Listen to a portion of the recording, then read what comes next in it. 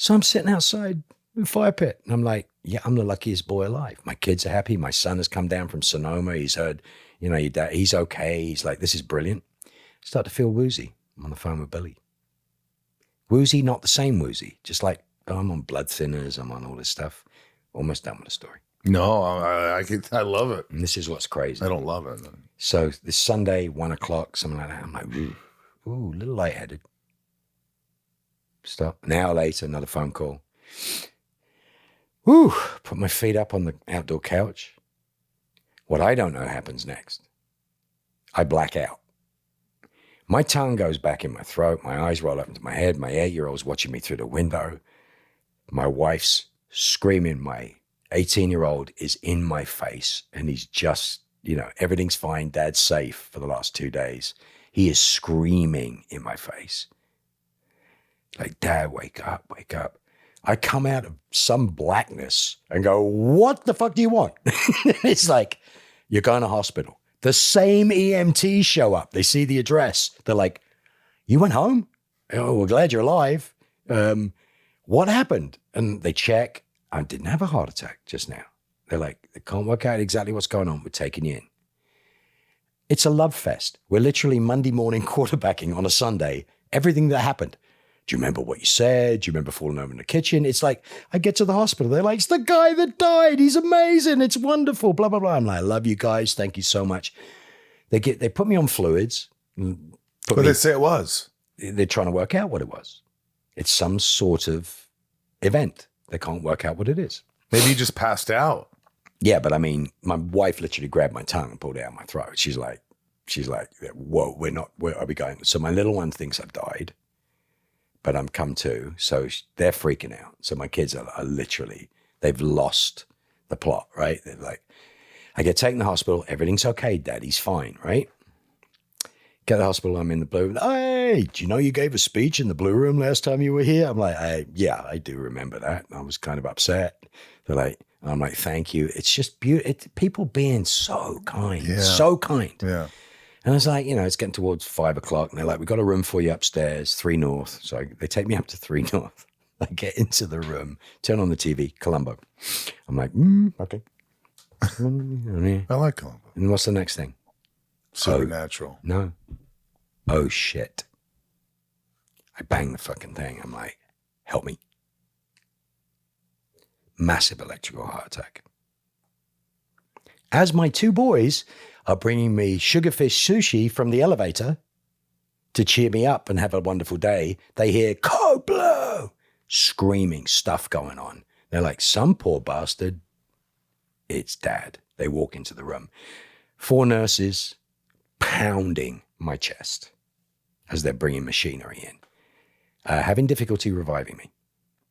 One cracks my sternum, right? She did a good job. She did an incredible job. Yeah. They paddle me 3-4 times. They can't bring me out. They get me out in the 4th, right? I wake up. I look in the faces and I go, am I still in the same room? They're like, Jesus Christ, he never stops talking. My kids are in the room. They're like, get the family out. Like, we're not going anywhere. So they watch. Sorry, it's a little harsh. No. So I'm in a bed. They're going, he's talking. He needs to go to the ICU. Okay. They wheeling me to the ICU and I look at this wonderful nurse and I said, God, just give me a day where I'm not pissing on myself. She goes, or anybody else. So the leader of fluids, they're giving me downstairs. Apparently, every time they compressed my chest, I was pissing about 7 feet in the air. Oh my God. I'm like, I'm mortified. They're like, honey, we've had worse. Don't worry about it. I go into the ICU, which means you're watched. You're watched completely. The worst night of my life.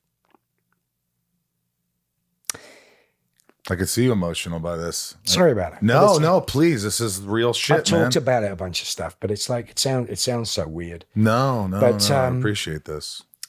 I didn't want to go to sleep. Now my heart's let me down. I was told I was fine. And now it's like, you're not. And I'm like, I'm going to die. I've got through dying. I got pissed off. I fought. And I won. And it's like, oh, hold on a second. Now, this has nothing to do with my surgery. This has nothing to do with it. It's hereditary. And the second attack, the second major attack, might never have happened. But it also could have happened on a plane, on a motorcycle, in a car, anywhere. Could have happened here, talking to you right now. Could happen 5 years from now. It happened in a hospital. I was catered for and taken care of within seconds. They'd examined my heart on the first one, and they'd said, you have like 55% ejection flow, which is like 70%. It's like a marathon runner for my age. It's like it's ridiculous. You don't get 100%. It's just one of those weird anomalies. They're like, you're going to heal. You're going to heal well. You're a heart like a pig. But what did they do to you that night when you didn't want to go to sleep? You were so scared that you were going to die. The most amazing man who was from former Belgian Congo. Most of the nurses don't know anything about this guy. He's really quiet. He didn't leave me alone. He's looking at me through a window. He came in every hour and we talked. Talked about our kids. Talked about his daughter had type 1 diabetes. My son has type 1 diabetes. Talking about what camp he goes to. Just kept me going. I got maybe 30 minutes of sleep and didn't know I slept the whole night. Now I'm scared. Then the electrician comes to visit.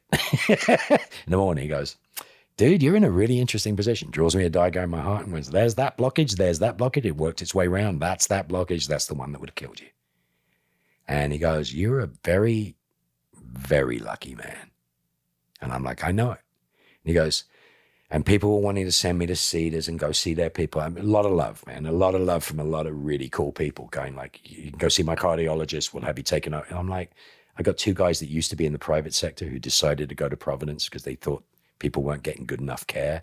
I hit the jackpot. I hit the jackpot from the EMTs, the nurses. But did they have to cut you open again? No, or they didn't have nobody to cut me open. But how did they miss that in the beginning and send you home? It's not a miss. It's a random event to do with the fact that a part of my heart, there's electrical signals that run over the heart. There's a part of my heart that has got a little bit of scar tissue. It might never have happened in my lifetime. And it happened. And just to wrap this up, I went, so what's my choices? He goes, you're right in the middle of these guidelines. Nothing's exact with hearts. And he goes, you've got this wonderful place where we can give you a defibrillator vest. And you wear this vest and you do not take it off. You get 3 minutes to shower with it off and then you have to put it back on. You got a defibrillator vest and that'll keep you alive. It'll do the paddles for you, right? And